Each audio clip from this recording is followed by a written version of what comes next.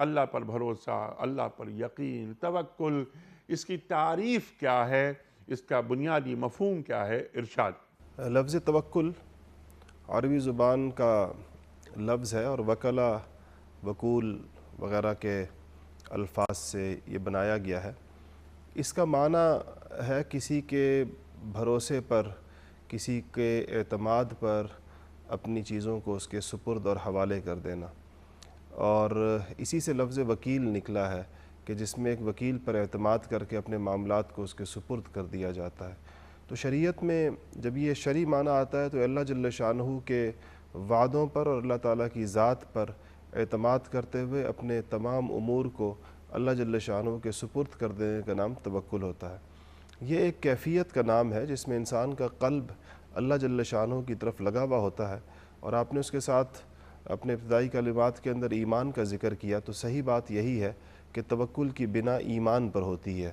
کہ اس کی بنیاد میں ایمان ہوتا ہے، اللہ جل شانہ کا پورا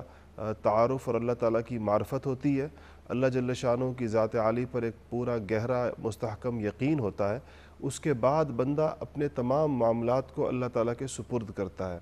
اور اس کی دو بڑی قسمیں ہیں، جس میں سے ایک تو یہ ہے کہ اللہ جل شانہ کے وعدوں پر اور اللہ جل شانہ کی جانب سے جو بشارتیں ہیں یا اللہ تعالیٰ کی طرف سے جو وعیدیں سنائی گئی ہیں، ان سب پر انسان کا اعتماد اور بھروسہ ہونا، اور دوسرا یہ ہے کہ اپنے معاملات کو اللہ جل شانہ کے سپرد کرنا۔ یہ دوسری شکل اور دوسری صورت بنتی ہے۔ تو ظاہر ہے اس کا تعلق ایمانی کیفیت کے ساتھ ہے کہ پہلی بات یہ کہ اس کو اللہ جل شانہ پر مکمل بھروسہ ہوگا کہ جن جن چیزوں سے اللہ جل شانہ نے مجھے منع فرمایا ہے، جن چیزوں کا مجھے حکم فرمایا ہے، جن کاموں کو میرے لیے پسند کیا ہے، جن کاموں کو میرے لیے ناپسند کیا ہے، آخرت اور دنیا کے بارے میں جو تفصیلات بیان کی گئی ہیں، اس سب پر اس انسان کا اعتماد ہونا، اس کا بھروسہ ہونا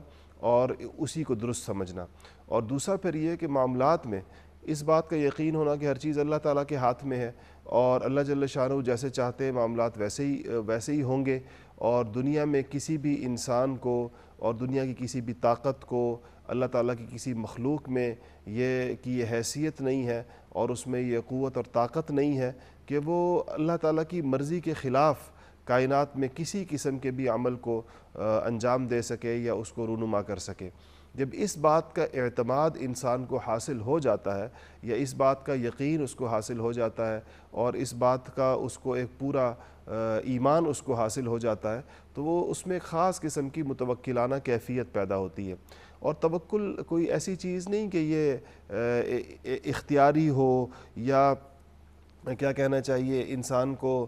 ہو تو بہت اچھی بات ہے، نہ ہو تو بھی اس کا گزارا چل جائے گا، بلکہ اللہ جل شانہ نے تو اس کو ایمان کی اور اسلام کی شرط ٹھہرایا ہے۔ وَعَلَى اللَّهِ فَتَوَكَّلُوا إِن كُنتُم مُؤْمِنِينَ، کہ اللہ تعالیٰ کے اوپر توکل کرو اگر تم مؤمن ہو، اگر تم اہل ایمان ہو تو اللہ جل شانہ کے اوپر توکل کرو۔ اسی طرح ایک اور جگہ ہے وَعَلَى اللَّهِ فَتَوَكَّلُوا إِن كُنتُم مُسْلِمِينَ، کہ اگر تم مسلمان ہو تو اللہ جل شانہ کے اوپر توکل کرو، یعنی یہ ایمان کی اور اسلام کی ایک بنیادی شرط ہے۔